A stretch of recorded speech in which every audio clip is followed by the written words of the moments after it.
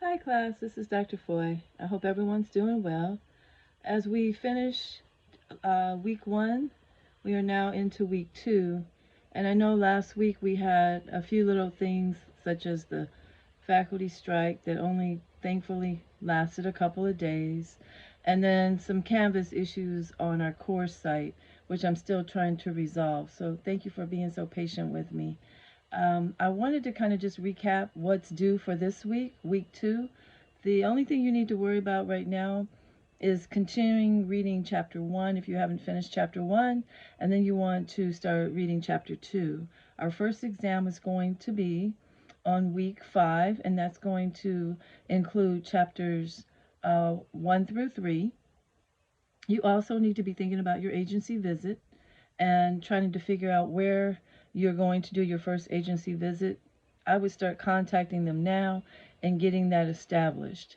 You also have your applied activities, and you can start working on one of those.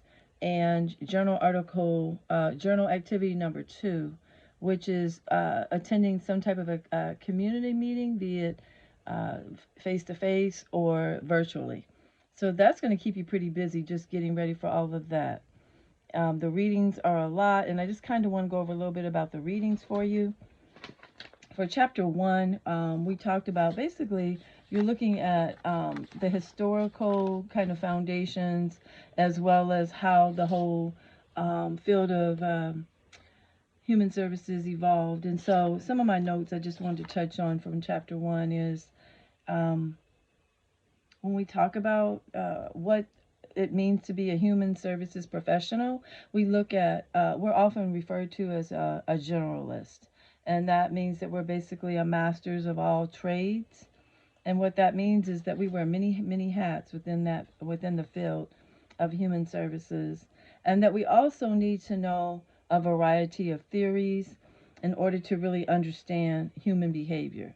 Because if you don't have that solid foundation of why people do what they do, it'll be a little bit harder for you to provide resources and treatment plans and things of that nature. In the readings for this week too, we it talks about there are 2 appropriate reasons to work in the field of human services and 2 inappropriate reasons. And I'm sure some of you all have already read it, and maybe have, and those who haven't read all of chapter 1, you will be approaching the end of the chapter by the end of this week. So what were the reasons to go into it and not go into it? So basically the book talks about how we work in the field because we want to work with people who are different but also the same as we are. And we also want to have more autonomy, and you really will have a lot of autonomy being a practitioner in human services. For example, if you decide to become a social worker, you could, like a lot of my county counterparts, they work a hybrid schedule.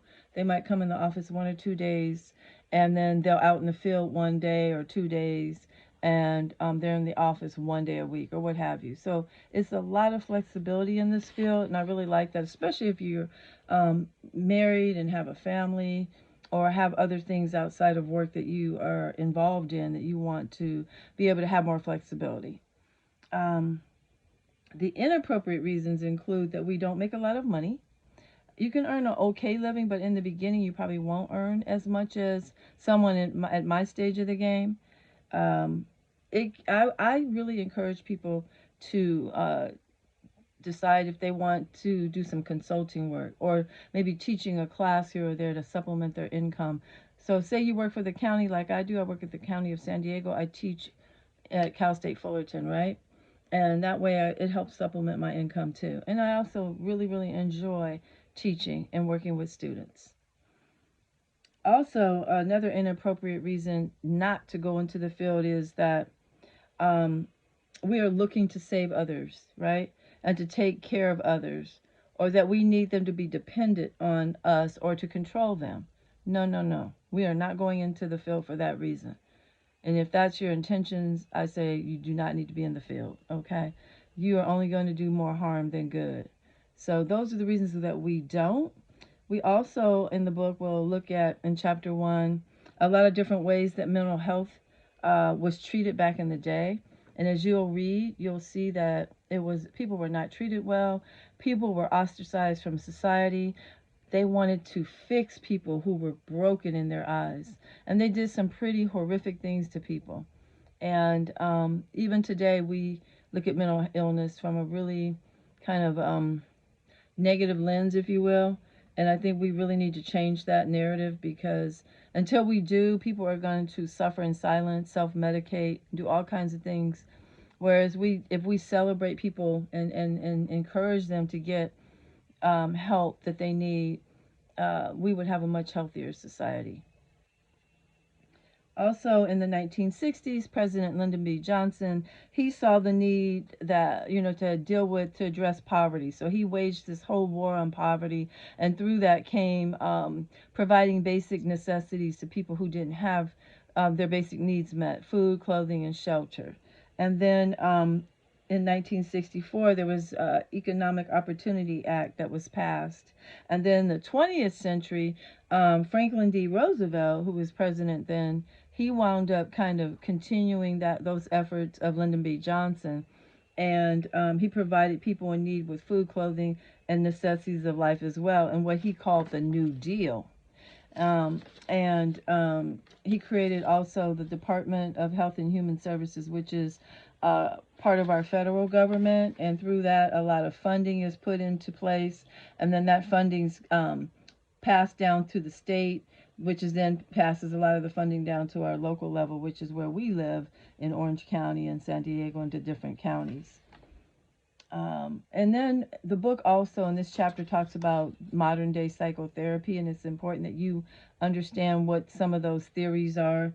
And then, due to increased government involvement and increased scientific studies that were related mainly to poverty, and then we had a whole bunch of governmental agencies that were created too. So what I'm trying to say is there's a lot of as part of how human services in the field evolved.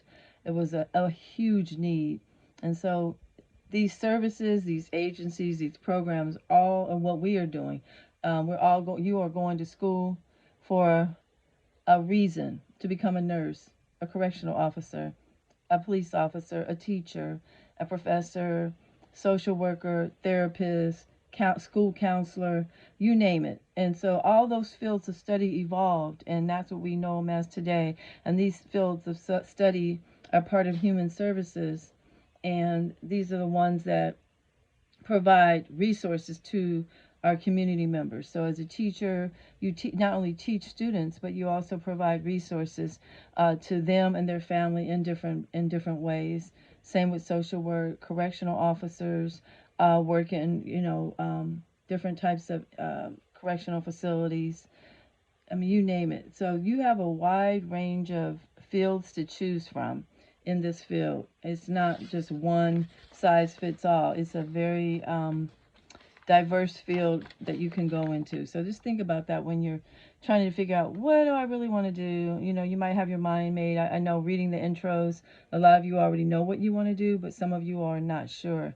And so this is your opportunity to really look into this further.